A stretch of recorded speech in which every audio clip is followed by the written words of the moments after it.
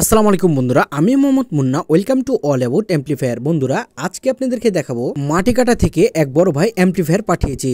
মূলত এই অ্যাম্পলিফায়ারটি মডিফাই করবে এবং আমাদের কাছ থেকে তৈরি করে নিবে। তো বন্ধুরা, চলুন আনবক্সিং করে দেখে আসি অ্যাম্পলিফায়ারের কি অবস্থা। যেহেতু আমরা কোনো মিস্ত্রির দোষ দিই না, অ্যাম্পলিফায়ার তৈরি করার পূর্বে আমরাও আগে এইরকম ছিলাম। আমরাও আগে এভাবে করে কাজ করতাম। কাজ করতে করতে মানুষের অভিজ্ঞতা হয়, কাজ করতে করতে মানুষ শিখে। চারিদিকে যে নাটটি দেখতে পাচ্ছেন, এই নাটগুলো আমি খুলে ফেলছি।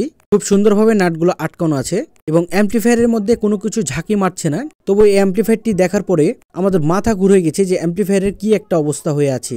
তো বন্ধুরা, এই অ্যাম্পলিফায়ারের ভিতরে সবকিছু নড়াচড়া করছে। চলুন অ্যাম্পলিফায়ারটি আমরা ভালো মতন দেখে আসি।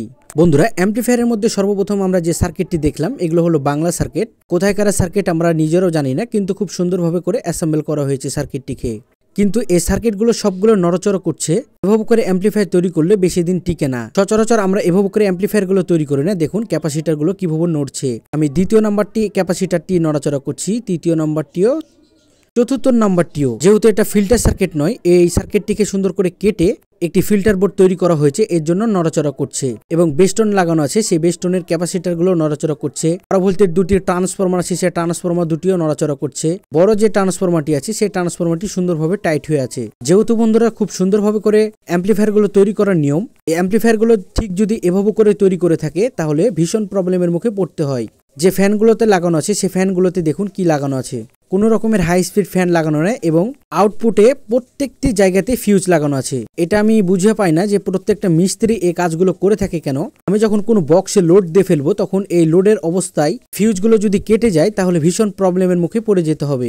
বুঝে উঠে পারা যাবে না যে ফিউজটি কিসের জন্য কাটলো। ফিউজটি কাটার সঙ্গে সঙ্গে স্পিকারের লাইনটি পাওয়া পুরোপুরি বন্ধ হয়ে যাবে। এই জন্য এই জায়গাটিতে থেকে বিরত থাকতে হবে। এই জায়গাটিতে একটি স্পিকার প্রোটেকশন ব্যবহার করতে হবে এবং অ্যাম্পলিফায়ারের সুরক্ষার জন্য একটি সফটস্টার সার্কিট ব্যবহার করতে হবে। আপনারা যদি সফটস্টার সার্কিট এবং স্পিকার প্রোটেকশন সার্কিট না ব্যবহার করে থাকেন, তাহলে ভীষণ প্রবলেম। অ্যাম্পলিফায়ার বেশি দিন টিকবেই না। ছোট একটি ক্যাপাসিটার দিয়ে একটি রেকটিফায়ার তৈরি করেছে, সেই রেকটিফায়ার তো টিকবে না।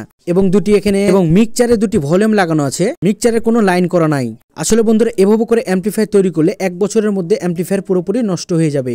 দেখুন তারগুলো কিভাবে করে এলোঝোলো হয়ে আছে এবং লাইটটি দেখুন কোনো রকমের লাইটটি লাগানো নাই, ঝুলছে, কস্টিপ দিয়ে লাগানো। সুইচের লাইন পুরোপুরি উলঙ্গ হয়ে আছে। এই জিনিসটা খুবই প্রবলেমের মুখে পড়ে যেতে হয়। তাহলে বন্ধুরা, একটি দক্ষ এবং কারিগর সুন্দরভাবে যারা বুঝনে আলা, তাদেরকে দিয়ে অ্যাম্পলিফায়ার গুলো তৈরি করলে ঠিক অ্যাম্পলিফায়ার গুলো এই অবস্থা হবে। বন্ধুরা, আমাদের অ্যাম্পলিফায়ারের সঙ্গে দেখুন সফটস্টার সার্কিট আছে, স্পিকার প্রোটেকশন সার্কিট আছে, ভালো মানের হিটসিং দেওয়া আছে এবং ফ্যানের জন্য ফ্যান কন্ট্রোল দেওয়া আছে। যে ক্যাপাসিটার গুলো আমরা ব্যবহার করেছি সবগুলো ভালো মানের। এভাবে করে অ্যাম্পলিফায়ার গুলো তৈরি করলে প্রায় 10 থেকে 15 বছর পর্যন্ত অ্যাম্পলিফায়ারে কিছুই হবে না, আপনি যদি হাত দিয়ে ঘাটাঘাটি না জেন করেন। তো বন্ধুরা, এই ছিল আজকের অ্যাম্পলিফায়ারের ভিডিও। কিন্তু এই অ্যাম্পলিফায়ারটি আমরা তৈরি করব, এই অ্যাম্পলিফায়ার গুলো তৈরি করার সম্পূর্ণ ভিডিওগুলো আপনারা এই অল অ্যাবাউট অ্যাম্পলিফায়ার পেজের মধ্যে পেয়ে যাবেন এবং আপনাদের ইলেকট্রনিক্স চ্যানেলের মধ্যে পেয়ে যাবেন এবং পেজের মধ্যে পেয়ে যাবেন। আবার নতুন কোনো ভিডিও নিয়ে আপনাদের মাঝে হাজির হয়ে যাব। ততক্ষণ পর্যন্ত সবাই ভালো থাকবেন, সুস্থ থাকবেন। আল্লাহ হাফেজ। আসসালামু আলাইকুম।